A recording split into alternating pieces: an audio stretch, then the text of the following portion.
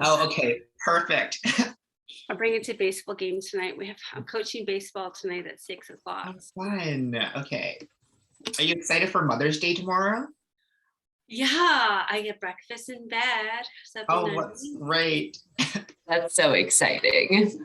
That seems to be our kind of practice that we do every year now, which is great. Sava's going to try to carry it herself without the coffee. Coffee is way too valuable to try that. Maybe next year. I think you have to get like a kind of like a child tray that's coffee safe, so they don't spill it, they don't get burnt. You know what I mean? Mm-hmm. Yeah. Yes. No, after you said, oh, they like this homemade gifts, I was like, oh no, I'm doing store-bought again this year. No homemade card with a picture of yourself in it. I should do that, yeah. I used to like always print out a card, but then I guess because I printed it out on like printer paper, so my mom was like, no, it won't last forever. Just buy like a card that actually like is a card stock, so it'll last longer. Those are so expensive. I know, so that's why I think now I just buy like a Mother's Day card just to make it easier, but I'm trying to change it up a little bit. Yeah. So you need another sibling to like split the cost. Like my sister and I made a calendar of our faces, like a whole like January to December calendar, and every month was just like different pictures of us for my parents, and they've been like cycling through that still. So cute. Oh, I love that. I love that. Peter did coffee mugs with Ava's photo on it. Oh, cute. Mugs. And I'm actually surprised that they actually survived the dishwasher. Oh, that's impressive. Yeah. How like you get those. No, some of them are quite good quality. Like I think we did some like that through London Drugs, and they've lasted for so long. I did a Mother's Day cup with London Drugs, and that's still alive 4 years later. But the Father's Day one I've replaced twice, and it's broken like within 2 months every time. And it's from the same London Drugs, so I don't know what's happening. I think they have Dr. Warburton here now. So I was wondering, are they starting to break up out of the rooms, out of the box? I think I'll just text Sean really quick. Probably.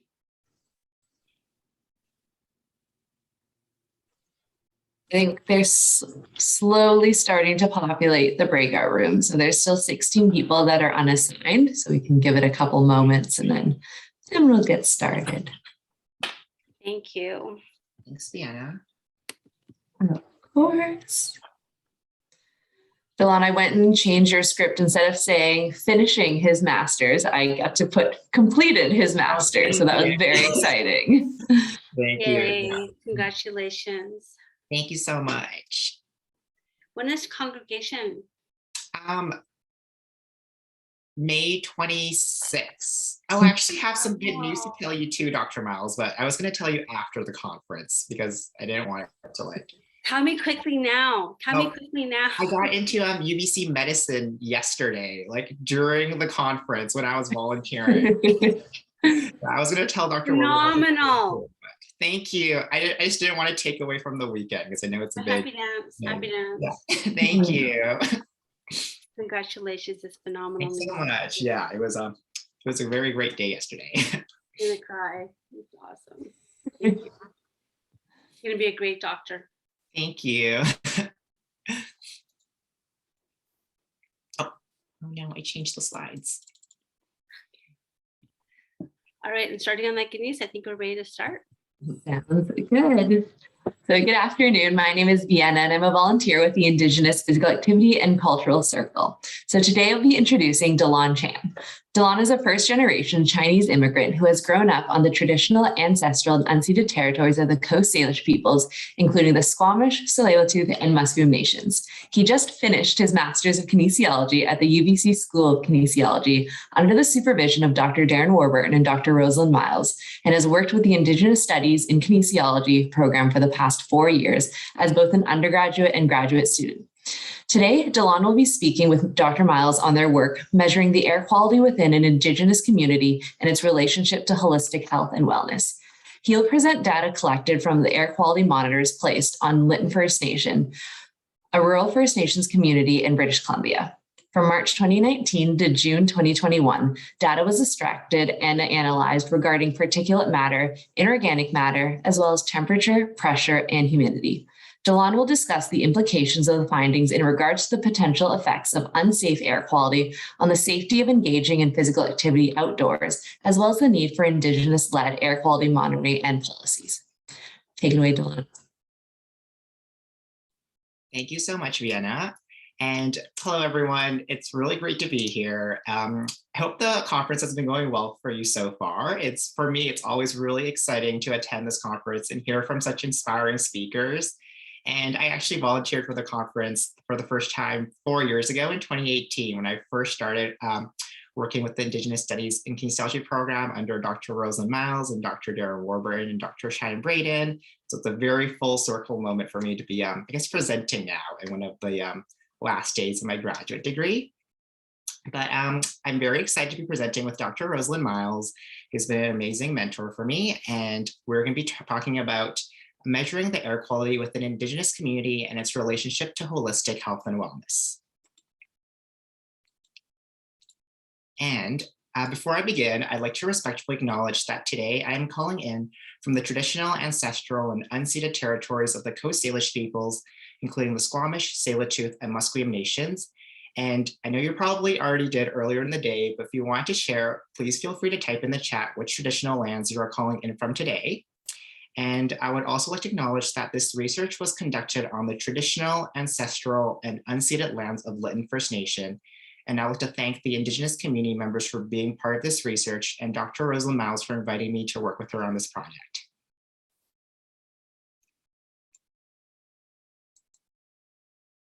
And I guess first I wanted to talk a little bit about physical activity. So there is some strong evidence that physical activities is effective in preventing against many types of chronic illness, such as cardiovascular disease, diabetes, hypertension, and premature death. And so there is a lot of evidence that provides many health benefits. And for physical activity for Indigenous community members, that actually involves traditional activities, physical fitness, and sports and recreation as well too. And some traditional activities that I've learned include land-based activities such as hunting, fishing, Indigenous ball games, and water-based activities, canoeing, swimming, that have strong connections to the land. And from all the presentations today, I think we've learned a lot more about different examples as well too. I know I saw some presentations about some really fun games to play, as well as powwow dancing. So I know we probably know some other activities as well too. And traditional activities support spiritual health and wellness as well. However, colonization has led to a loss of traditional lands and cultural practices, which led to a change of previously active Indigenous lifestyles to perhaps more sedentary lifestyles. And another possible contributing factor to this lifestyle change could actually be due to the poor air quality found in many Indigenous communities. As air pollution is strongly negatively correlated with physical activity levels, meaning with decreasing air quality levels, strongly negative with physical activity levels. So as air pollution increases, then physical activity usually decreases as well. And there's also been an increase of wildfires in British Columbia in recent years, leading to more harmful pollutants in air, negatively impacting air quality. So the increased air pollution levels arise from increases in the levels of particulate matter, ground level ozone, and nitrogen dioxide in the air, which can lead to health implications such as development or worsening of cardiovascular and respiratory disease, and an increased risk of developing cancer. And furthermore, Lytton holds the record for the highest temperature ever seen in Canada, with a historic temperature of 47.9 degrees Celsius during the heat wave in 2021 last summer. And increased temperatures also increases the risk of wildfires, which can lead to the pathway previously stated with more harmful pollutants in the air.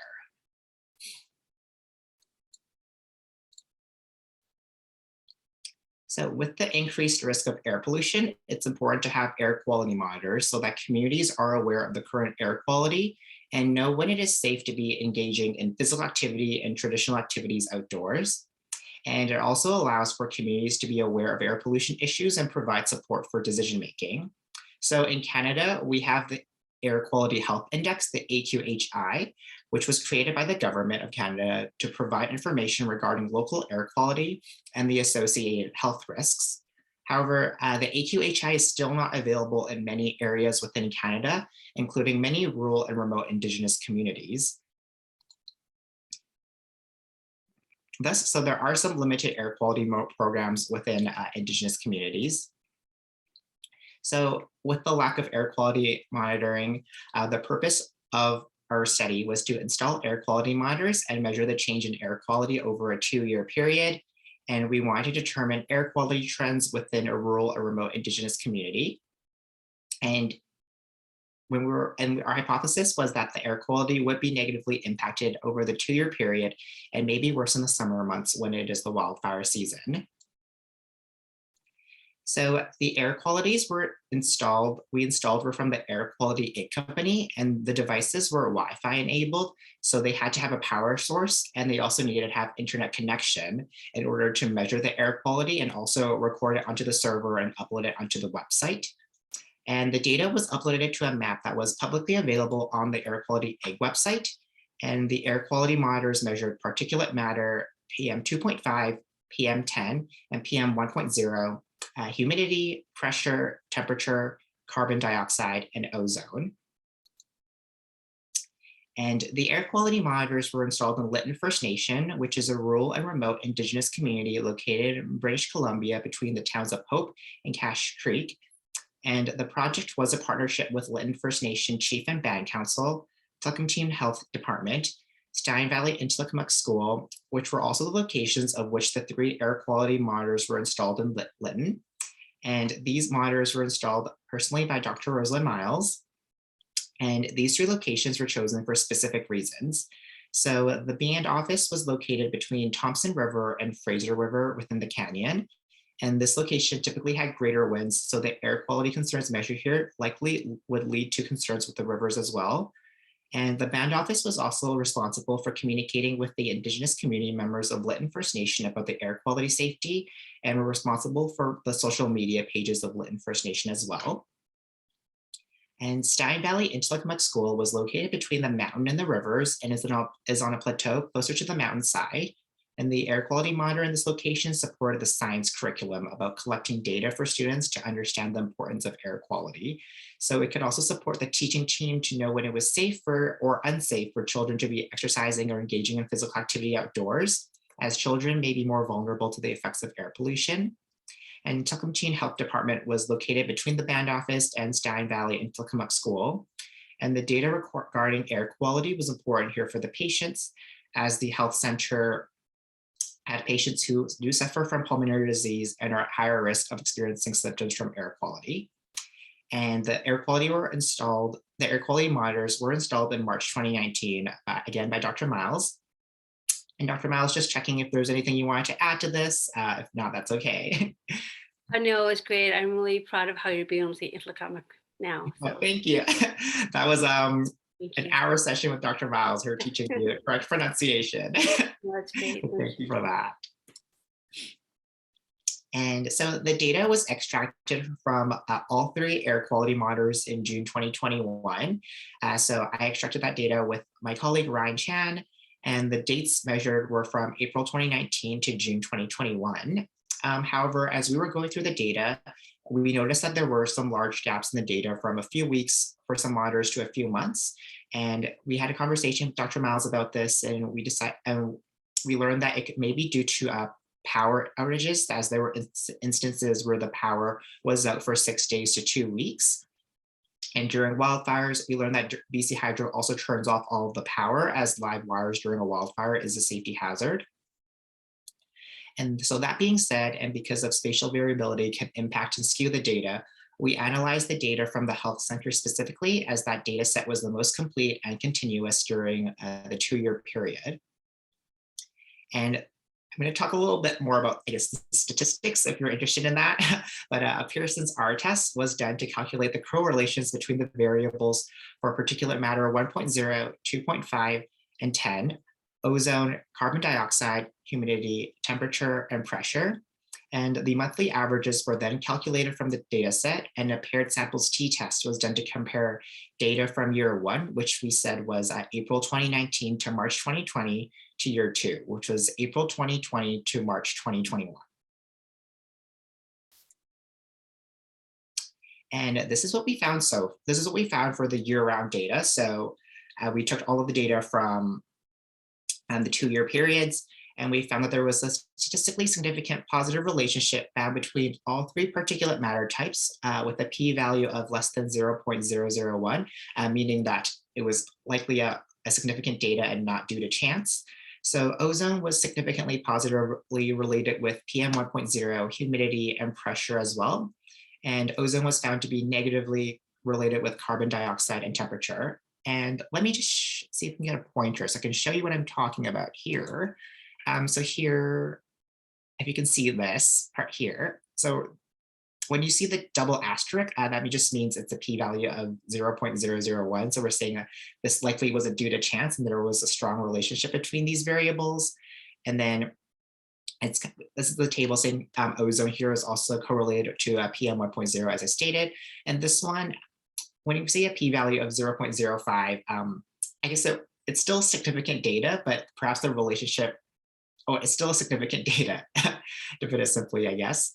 And then here we also have carbon dioxide was significantly negatively related with humidity. And we know it's and significantly positively related with temperature. And then temperature was found to be significantly negatively related with all 3 particulate matters, ozone, and humidity as well. And we're saying it's negative because there's the negative sign here in front of the coefficient. And negative just means that when temperature is decreasing, it's likely that PM 1.0 is actually increasing. So that's what we mean by a negative relationship. And a positive relationship is when one's increasing, the other is increasing as well too, such as PM 2.5 and PM 1.0, they're likely increasing together. And then lastly, we looked at pressure. So pressure was found to be significantly related with PM 1.0, PM 2.5, so these 2 numbers here, and ozone, and negatively correlated it with temperature, which is this variable here. So after we presented this to Dr. Miles and Dr. Warburton, they were interested in knowing about the summer months as well too. So we looked at specifically May to August, and we looked at those variables there just during those time periods. And we found that there was still a positive statistically significant relationship between the particulate matter. So again, that's these numbers here, PM 1.0, PM 2.5, and PM 10. But I guess our main focus here was to look at temperature, because from our previous slide here, we saw that the temperature actually, as temperature decreased, the particulate matter actually increased. So we actually thought it would be the opposite in our hypothesis. So we wanted to see if it was like that in the summer months as well. So looking here, we didn't find a statistically significant relationship. So we weren't sure if there is a relationship that occurred here that wasn't due to chance, essentially.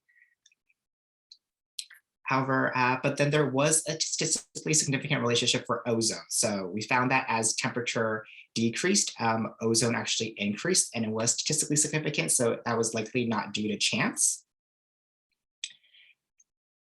So that's what we found from the summer months. And then we did a paired sample t-test. So we compared year 1 data and year 2 data. So we found that there were statistically significant increases in particulate matter PM 1.0 and PM 10. So that's this variable here and this variable here. And then the asterisk means, again, that was statistically significant, so it likely was not due to chance. And on the other hand, we found that PM 2.5, there wasn't a statistically significant relationship. So we weren't sure if what we found here was due to chance or not. So we couldn't say there was a difference in PM 2.5 from year 1 to year 2 from our findings. But then based on our analysis, there were increases in particulate matter PM 1.0 and PM 10 and in ozone from year 1 to year 2. So I know I went through a lot of the stats here, and if that was a little confusing, these are just the general findings summarized again here. So we found that the air quality had likely worsened from year 1 to year 2, as evidenced by increases in particulate matter 1.0 and 10 and ozone. And we found that the temperature and warmer temperatures were actually linked to decreases in particulate matter, PM 1.0, PM 2.5, and PM 10, ozone, humidity, and pressure. So we found some evidence that supports our hypothesis that air quality would be negatively impacted over the 2-year period, but our evidence did not support our hypothesis that the summer months were led to increases in temperature, as they were actually led to a decrease in the particulate matter. Okay, and then afterwards, we did a literature review, and we were able to find the Canadian guidelines regarding air quality. So for particulate matter 2.5, the Canadian Ambient Air Quality Standards states that over a 24-hour period, particulate matter 2.5 levels should be lower than 28 micrograms per cubic meter. And our quality monitor measured 2 instances rose over the standard during the 2-year period. And then for particulate matter 10, the air quality is considered safe if it's below 50 micrograms per cubic meter over a 24-hour period. And our quality monitor noted 2 instances again rose over the 2-year period. And regarding ozone levels, Health Canada actually only had indoor air quality guidelines that recommended a maximum long-term exposure of 20 ppb based on an 8-hour average. And so we looked at the US standard, and they actually set a standard of 70 ppb over 70 ppb. So we found 42 instances where out of 113 where it was over the guideline.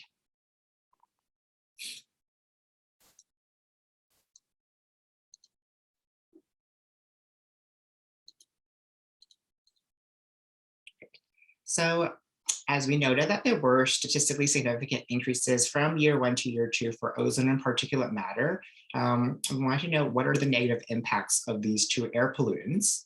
So some of the health impacts of ozone, we found many instances where it was over the guidelines as stated in the last slide. So there is a risk of vigorous physical activity, as when that occurs and we're breathing heavily, when I'm running a lot really hard, I find that I am breathing through my mouth more, so orally more versus through the nose. And oral inhalation actually leads to decreased ozone removal rates compared to nasal inhalation, so through the nose. So vigorous physical activity outdoors with high ozone levels may actually lead to higher penetration of ozone into the lung. And there was a study in Italy that found that there was a 6.3% increase in out-of-hospital coronary deaths for a 10 microgram per cubic meter increase in ozone. So there's some correlation that with exercising at a higher ozone levels, there's a correlation with that. And there's also evidence that suggested there was a higher risk for perhaps females, elderly, and patients previously hospitalized for cerebrovascular or artery disease.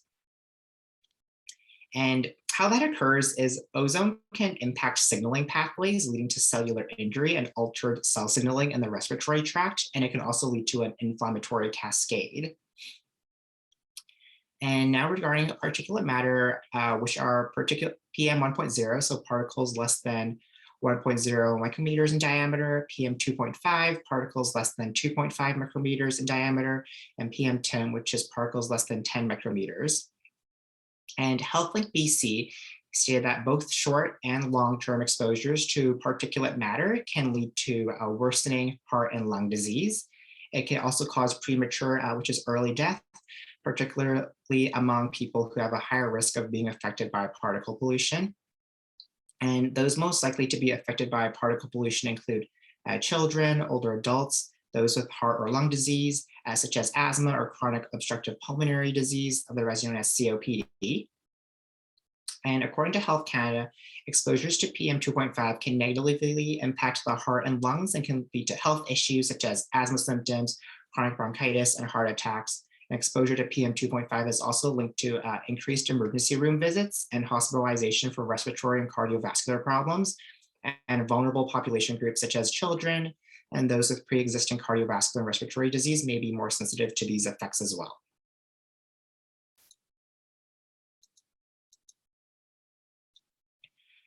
So with the increases in particulate matter and ozone in the First Nation, This demonstrates the need for continuous air quality monitoring within and likely other rural and remote Indigenous communities as well. So air quality monitoring programs can provide citizens with air quality alerts about when it is safe to exercise outdoors. However, simply having air quality monitoring is not enough. The data from the air quality monitors need to be analyzed and shared with Indigenous community members in culturally safe, sensitive, and relevant ways that promote knowledge exchange. And examples of this include incorporating aspects of holistic health and wellness, sharing information from a strengths-based approach, and working with Indigenous community members to share this information together. Another method of working together with Indigenous community members in culturally safe, sensitive, and relevant ways is through sharing circles. And sharing circles originate from a traditional method of oral storytelling and are used by Indigenous community members to share knowledge and discuss matters in a safe, supportive, respectful, and non-judgmental space that aligns with their community values. And sharing circles are a culturally safe way of meaningfully engaging with Indigenous community members as it incorporates Indigenous language, oral history, and storytelling traditions. And it is important that Indigenous elders or knowledge keepers lead the sharing circle to ensure that it's facilitated in a culturally appropriate way and can provide guidance and support while ensuring that every individual has an opportunity to share their opinions and discuss solutions to potential issues and concerns. And by facilitating talking and listening between participants, sharing circles promote the sharing of stories in a reciprocal way through the questions posed or information shared, and empowers community members within the sharing circle through this strengths-based approach. And sharing circles should also be utilized to share information, but also for project or policy planning.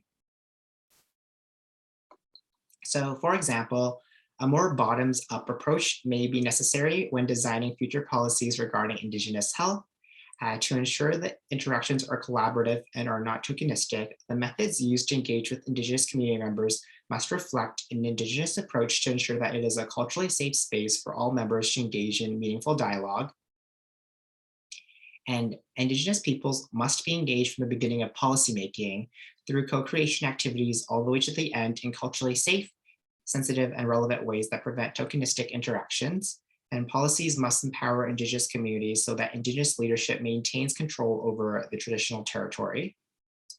And furthermore, the United Nations Declaration on the Rights of Indigenous Peoples, UNDRIP, created by the United Nations in 2007, states that policies cannot be created without Indigenous leadership and must obtain free and informed consent before enacting policies that affect Indigenous lands, territories, and or other resources.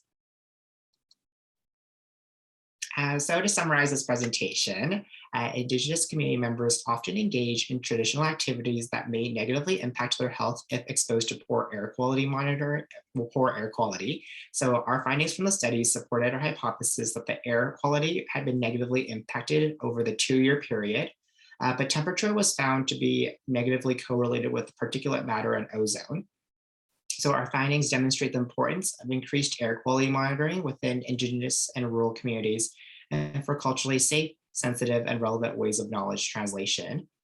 And lastly, policies regarding air quality must be Indigenous-led and amplify Indigenous voices, cultural relevance, and the role as guardians over traditional territory.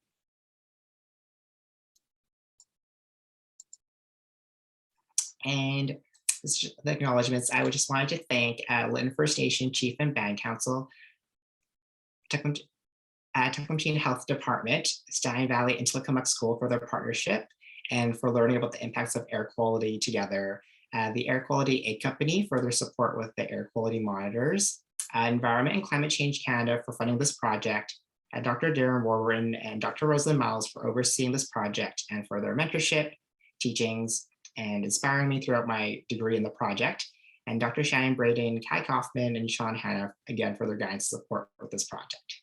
And if there's any questions, I'd be happy to take them, or if Dr. Miles has anything else she wanted to add regarding this, please feel free.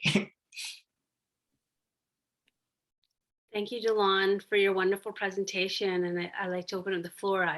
First, I would like to say that this work was created because of the really good work that was done in the at UBC of Dr. Warburton with the support of Environment Climate Change Canada, who provided us the tools to be able to measure air quality within Lytton. And we had the air quality monitors up there for a few years. And so it was a very ambitious project for Delon to take on, to look at the data. And we will be sharing this information. It has been shared with our community already. And so I just want to open up the floor. Thank you so much for your good work, Delon. And I just want to add one more thing. Right before everyone joined in, we heard the really great news that Delon Chan has been accepted into UBC Med School. So I just really believe that this community work has really helped form you into a holistic, empathetic listener.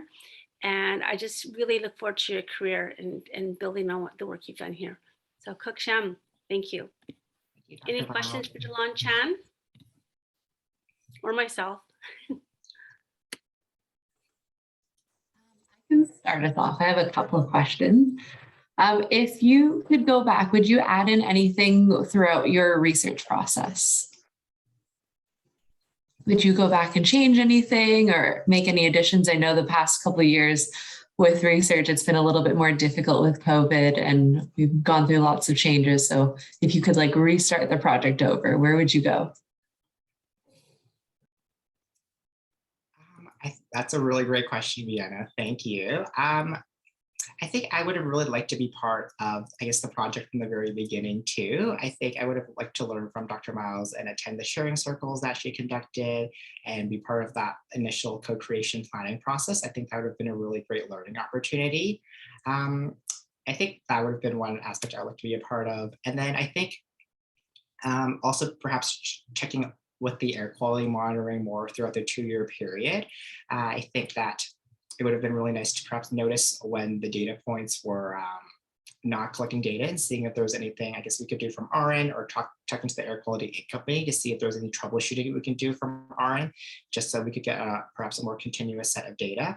And then perhaps also the knowledge translation piece as well too, I've learned a bit more about. So focusing on that aspect first and making sure that the community members knew how to access the website or knew where the air quality monitorings were, and just making sure that was a more integrated part of the community as well too. I think that would have been really good things to change if I could do this project again. And then I'm not sure if Dr. Miles had anything she wanted to change as well. I think one of the things I would probably want is to have more training within the community for collecting the data. We had 2 handheld monitors and we were only collecting data once a week. And so I think it would have been really helpful that maybe if we had a place to put them permanently. So I think it was a big learning curve for myself as well. So I think it's been very valuable information just for people to reflect on why air quality is very important when you're physically active. We have, hate to say this, we have wildfires in Lytton every year, and you'd be driving by a school field and there's smoke everywhere and people are playing softball. And so it's very dangerous with regards to particulate matter. So it's a dialogue that we're starting to have in our community now because of the work that has been done. So thank you. And sorry if I missed this before. So those monitors, you had to go in and check them physically. Like you said, there wasn't a way to just log into a site or something and have alerts. So there's actually a website. So the Air Quality Egg website, and it's actually public access. So I think anybody can log on to the Air Quality Egg website. And then we have 3 air quality monitors installed in Lytton. So those ones are in the location, and they're connected to power and they're connected to the internet. But of course, we mentioned earlier that sometimes the power was out or sometimes the internet connection wasn't as strong. So that could impact the data that was being uploaded. But all of the data is on that website and is supposed to be accessible to all the community members or anybody who has an interest in that data to make it easily accessible. But yeah, sometimes with the power outages and sometimes with the poor internet connection, we did notice there were some gaps in the data, and sometimes the air quality monitors would be down. So I guess if we could do it again, maybe I should have checked the air quality monitors a little bit more to make sure that they were collecting data. That makes a lot of sense. So theoretically, like if you were going to go on a run during the summer or something when it's a little bit hazy, you could go in and check the air quality monitor and be like, oh, maybe today isn't the best day to be outside. Maybe I'll do like an indoor workout instead. Would that be the idea of that public access? Yes, I think so. I think so. I think that was the Yeah. goal. And then it was also placed in like 3 strategic locations as well too. So like for teachers to know, or about the students, whether or not it was safe to perhaps be playing outdoors or within the health center as well. So whether or not whether or not perhaps the health staff was, if it was safe to let the patients go for a walk outdoors or maybe to wait for another day. So yes, for that as well too. And then also, I guess the 3 specific locations also had their own goal and function in mind as well. Okay. Good. Are there any other questions? I've got a question. I was just wondering about the planning of the community and if there will be any indoor track through, like, that has obviously the building would be built with filters and whatnot, so that there can be those opportunities even in the summertime to exercise if there are fires around without concern or as much concern. Well, ideally, we would love to have an indoor facility in Lytton or in rural communities. HEPA filtration has been really acknowledged for its ability to take particulate matter out of the air. So I know that in the Vancouver areas, that's even outside, like in the rural areas, is a major concern because we don't have air quality monitors. But even alone, like think about Vancouver as a large city, when we had the smoke that came up from Washington a year ago when COVID was happening, they had children outside playing because of the pandemic. But meanwhile, we have smoke and the particulate matter was quite high. And everyone can go nationally to see air quality health index in big, large urban centers. And so ideally people would be moved indoors and would have HEPA filtration. There's a lower grade air filtration system you can use as well. The major concern is large particulate matter. But then again, like for Lytton, you would need to have, and sadly, our whole town burnt down, and so we don't have a hall. And if we did have a hall when we rebuild, to put a ventilation system in that has like an HVAC and has that ability, that would be ideal and something to be considered. So thanks for your question. Did that answer it? Or Delon, do you want to add something to it? No, that answered it. I do wonder too, just curious about how the forest fire will affect the ability for the trees to help to filter out the clean air as well in the coming future for Lytton. I hope it's a better result than we see when we're looking at that area. I think it's really important, especially with climate change. I think it's going to be an issue for any town that's close to a wildfire, is for people not to be outdoors. And we do have an air quality toolkit for Indigenous communities that's on Lytton First Nations website to talk about how to turn off your vents, put towels by the door, have HEPA filters. Now people have air, the masks, those are helpful with large particulate matter. So air quality is extremely important, especially for people with compromised, cardiovascular systems. Delon, did you want to add anything? No, I think I was just going to talk about perhaps, I know Dr. Miles mentioned that this was just the first step that we wanted to happen. And then ideally with this data set that we've collected, hopefully we can, because this project was funded by Environment and Climate Change Canada. So hopefully by noticing that there is the need for increased air quality monitoring within Lytton First Nation, hopefully we can have perhaps more government funding for AQHI quality monitors. So Lytton's part of the Canadian AQHI, and then also perhaps having more funding for these programs that Dr. Miles is talking about too within Lytton First Nation. I said earlier that there was an opportunity to rebuild these places, right? Like all of these places that are being built right now. I think there needs to be built-in humidifiers. There need to be built-in air quality, geothermal probably at one point or another to have central air and stuff because of the pending global, which environment that's basically ensuing, right? And I think we would be doing our elders a disservice to not make sure that those aren't in their houses.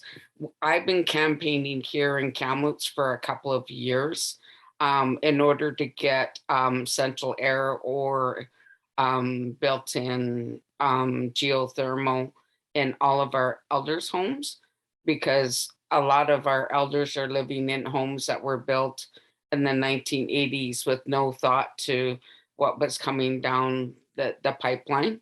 So that's one major thing that I would recommend for Lytton. And then on top of it, here in Kamloops, we usually attract all of the people when they need a break from the wildfires, because we use our arbor and we end up spending the summer basically volunteering, helping communities.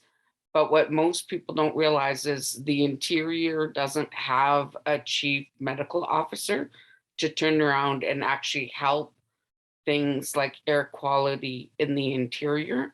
So I think we all need to get together and make sure that there is a chief medical officer for the interior, so we can actually start working on those things before, you know what I mean, all of the other problems that are coming with global warming and whatnot. So I think we need to start preparing. I think we need to start making sure that our planning has that installed. Our air quality here in Kamloops alone, with just the one mine around us, is probably dangerous at times. And that's before the wildfires. So I really wonder sometimes, I really wonder how many carcinogens are in the air and how much testing we actually do. They say there's monitors up, but we don't get often the reports for the air quality in Kamloops. But ironically, everybody comes to Kamloops when they're trying to, you know what I mean? For us, I think, I hate to say this, but we got so many people that are millionaires around us, kind of thing. So I don't think fire is really ever going to hit our community. Unfortunately, what we're probably going to have to worry about is flooding, but that's another conversation. But anyway, with that being said, hats off to you for doing the work. That's awesome. I'm glad you guys are planning. I'm glad you guys are looking into it. That's awesome. Okay. Anyway, that's just my thoughts for now. No, thank you. But I think you brought some really important points. When you're outside doing sports, recreation, fitness, nutritional activities, it's really important that if you can see particulate matters in the air, you're at risk of getting sick, and especially if someone who suffers from any type of pulmonary issues. And so it's really important to consider. And there is some good news that the Air Quality Health Index, there is an app that's online. If you Google AQHI, and I just looked, there are 2 monitors in Kamloops, and there's one in Kelowna, 2 in Kelowna, 2 in Vernon, 2 in Whistler, Squamish, Surrey, and Abbotsford. But between all that, there's a big dead zone. So sometimes it's like, with water quality, it's really important to have the dialogue with your athletes or your participants that there's certain times where it's better to be indoors, right? And especially, when we're hitting wildfire season, I hope it's not like last year. We've lost so many forests, we've lost so many homes. So it's really important to consider, when is it safe to be outdoors? So thanks for those points. Any other last questions? Well, thanks for putting that in the chat. So Sean just put in the chat the air, land, water, air quality AQHI, which is helpful to be aware of. Things are changing. Sadly, we have to adapt to our climate. And I think we have around 10 minutes left, and then we're going to go to the main room, or we can go there sooner, Sean, if you like, if we want to meet with Fred and talk about next year. Is there any last questions or comments?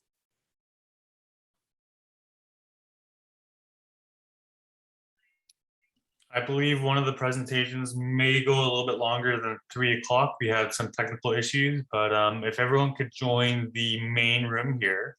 And if anyone has some feedback regarding the conference, or you just want to reach out to that one presenter who you couldn't contact earlier, this is where I invite everyone just to kind of have a little chat with everyone who's available in the main session, and then we will be hopefully ready for 3:05 for our closing prayer. Deanna, do you want to wrap up with Delon? Thank you so much. Sounds good. If there are no further questions, Delon and Dr. Miles, do you mind putting in your contact information in the chat? And then if anyone does have questions later on, they can reach out to you both. But on behalf of Delon, Dr. Miles, and IPAC, I would just like to thank everyone for showing up and learning about this incredible work. So please feel free to leave this breakout room now and join the main conference room. Thank you for joining. Great presentation, Delon. Thank you so much for all your good work. Thank you for coming, everyone.